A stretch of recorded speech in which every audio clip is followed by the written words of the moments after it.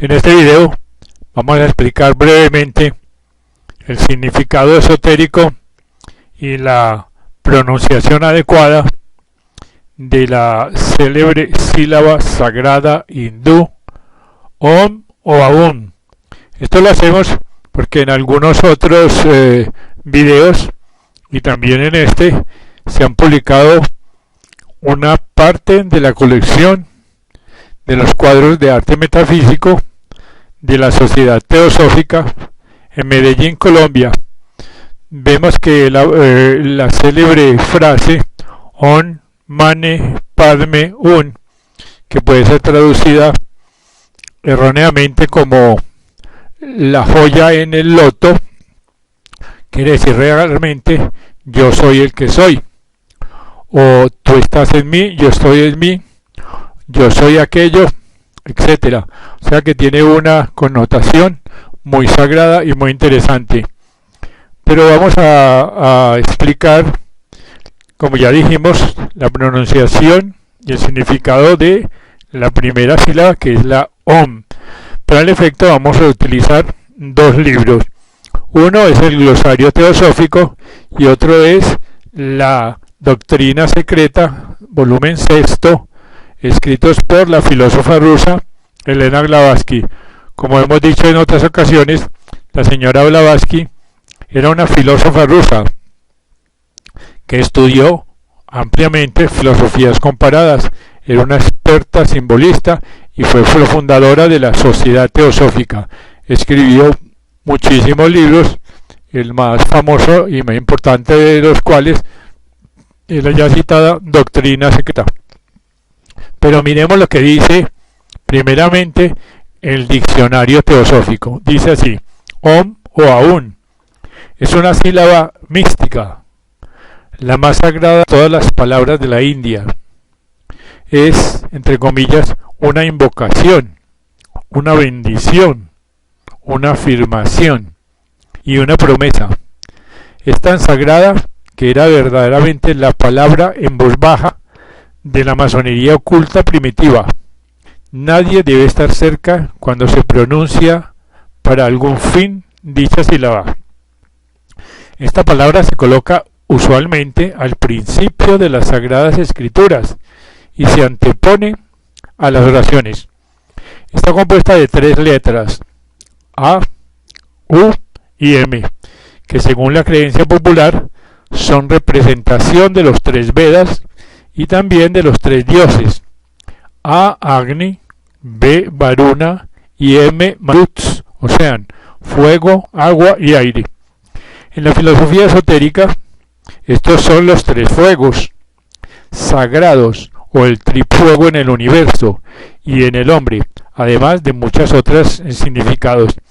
Y en lenguaje oculto, este triple fuego representa igualmente la suprema tetraquis y está simbolizado por el Agni, que es el fuego denominado Abhimaim, y su transformación en sus tres hijos, Pavaka, Pevamana y Suki en la India.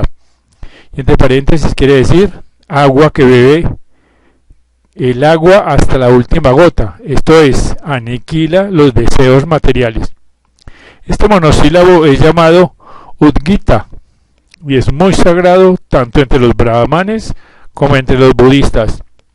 El pranava, Om, es, como se ha dicho antes, una sílaba compuesta de las letras AUM, de las cuales las dos primeras, al pronunciarse, se combinan para formar la vocal compuesta O. Es la sílaba mística, emblema de la divinidad suprema, o sea, la Trinidad en la unidad, puesto que representa al Ser Supremo Brahma en su triple condición de creador, o conservador, que sería como Vishnu, y destructor, mejor dicho, renovador, que es Shiva, que es símbolo de la M. Hay que advertir que la secta de los Vishnuitas altera el orden de estas tres divinidades, poniendo en primer lugar a Vishnu como la A, siguiendo a Shiva la U y Brahma la M. Om, pues, es el misterio de los misterios, fuente de todo poder y verdadera escuela de toda enseñanza. Es también la esencia de los Vedas, que son los libros sagrados de la India, y esa expresión laudatoria y glorificadora con que se encabezan todos los libros sagrados y místicos. Dicha palabra, pues, la pronuncian los yogas y los místicos en general durante la meditación, y de los términos denominados, según los comentarios exotéricos, aún, om, tierra, atmósfera, cielo, etc. Esta palabra pranava es quizá la más sagrada. La palabra aum, que corresponde al triángulo superior, si es pronunciada por un hombre muy puro y santo, llamará o despertará no solo las potencias menos elevadas que reciben en los elementos y espacios planetarios, sino también su yo superior, o sea, el Cristo interno, el Padre que está entre nosotros. Pronunciada de modo debido por un hombre medianamente bueno, contribuirá a fortalecer su moralidad, sobre todo si entre dos auns se medita profundamente sobre el aún que reside dentro de él, concentrando toda su atención en su gloria inefable. Y agrega: pero hay de aquel que la pronuncie después de cometer una falta grave y trascendental. Por este solo hecho traerá sobre su propia fotosfera impura fuerzas y presencias invisibles que son de otra suerte no poder atravesar la divina envoltura. La representación del Señor Supremo es la palabra glorificadora Om. La continua repetición de este nombre en voz baja debe practicarse meditando profundamente sobre su significado, y de esto surge el conocimiento de lo interno y la desaparición de los obstáculos o distracciones que impiden llegar al éxtasis. Así pues, este es un pequeño resumen del significado de la palabra Om contenido en el glosario teosófico. Pero vamos a mirar ahora qué es lo que dice el libro de la doctrina secreta, que es el libro más famoso de la Sociedad Teosófica, volumen 6, sobre este tema. Dice: la palabra Aum, correspondiente al triángulo superior, cuando lo pronuncia un hombre bueno y puro, vigorizará y despertará no solo las potestades menos excelsas de los elementos y espacios interplanetarios, sino a su yo superior o Padre interno. Aún es el prototipo del Amén. Esta última palabra no es hebrea, sino como la de Aleluya, la tomaron los judíos y griegos de los caldeos. La palabra Aleluya se encuentra frecuentemente repetida en ciertas inscripciones mágicas grabadas sobre vasos y urnas en las ruinas de Nínive y Babilonia.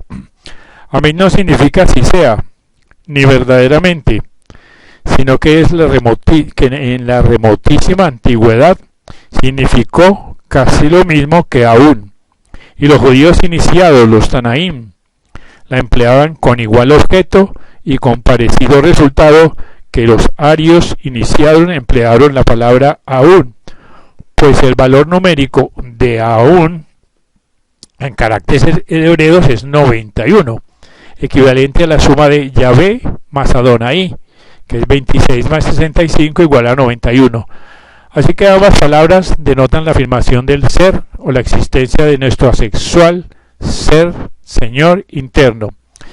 Y agrega la señora Blavatsky: la ciencia esotérica enseña que todo sonido del mundo visible despierta su correspondiente sonido en los reinos invisibles y pone en acción alguna fuerza oculta de la naturaleza. Además, cada sonido se corresponde con un color, con un número y con una sensación en uno u otro plano. Así pues, todos los sonidos tienen su eco en los elementos superiores y aún en el plano físico, y ponen en acción las vidas que hormiguean en la atmósfera terrestre. Y agrega: por lo tanto, a no ser que pronunciemos mentalmente la oración y la dirigamos a nuestro Padre, a nuestro Cristo interior, en el silencio y soledad de nuestro cerrado aposento, que es el cerebro, determinaremos resultados más bien desastrosos que benéficos, porque las masas desconocen por completo los potentes efectos que así se producen. Así que para producir efectos saludables se ha de pronunciar esta oración, que, entre paréntesis, quien sepa hacerse oír en el silencio, de modo que ya no sea un ruego, sino un mandato. Y añade, ¿por qué se dice que Jesús prohibió a sus oyentes que fuesen a las sinagogas públicas? Seguramente no todos los orantes eran hipócritas ni embusteros, ni fariseos, que gustaban de mostrarse devotos a la vista de las gentes, sino que suponemos que algún motivo tendría para ello, el mismo motivo por el cual los ocultistas prohíben a sus discípulos ir a lugares concurridos, entrar en las iglesias y asistir a sesiones espiritistas, a menos que no se pongan a tono con los circunstantes. Esta pues es un resumen del significado y de la pronunciación de la palabra aún. Los que quieran tener mayor información sobre el tipo de pronunciación, pueden consultar el libro ya citado, La Doctrina Secreta, tomo sexto.